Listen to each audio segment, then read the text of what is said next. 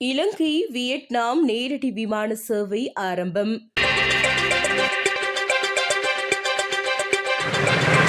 வியட்நாமிற்கும் இலங்கைக்கும் இடையிலான நேரடி விமான சேவைகளை உத்தியோகபூர்வமாக ஆரம்பித்து வியட்நாம் ஏர்லைன்ஸ் நிறுவனத்திற்கு சொந்தமான முதலாவது விமான கட்டுநாயக்க பண்டார்நாயக்க சர்வதேச விமான நிலையத்தை வந்தடைந்துள்ளது.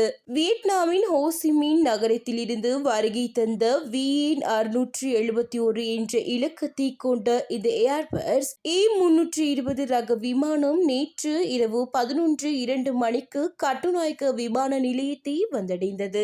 இதற்கு பாரம்பரிய நீர்த்தாரை மரியாதை செலுத்தப்பட்டு அமோக வரவேற்பளிக்கப்பட்டதுடன் இந்த முதலாவது விமான பயணத்தின் மூலம் 164 பயணிகள் வருகை தந்திருந்தனர்.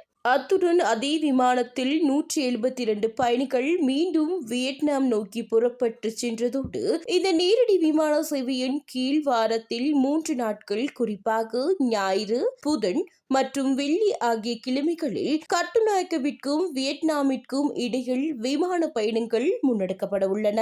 இதற்காக 4 மணித்தியாலங்களும் 30 நிமிடங்களும் எடுக்கும் என தெரிவிக்கப்படுகின்றது.